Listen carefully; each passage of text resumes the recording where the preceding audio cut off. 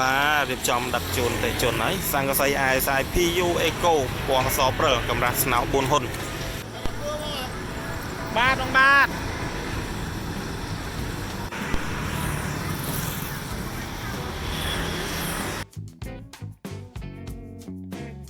អតិជនសម្រាប់ការកំង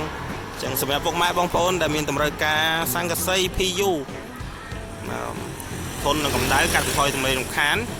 ហើយសុខភាពការរស់នៅអាចកំងសង្កសី ISI PU ប្រភេទកម្រាស់ស្នោ4ហ៊ុននេះបានប្រភេទស្នោដែលធន់នឹងការឆាបឆេះ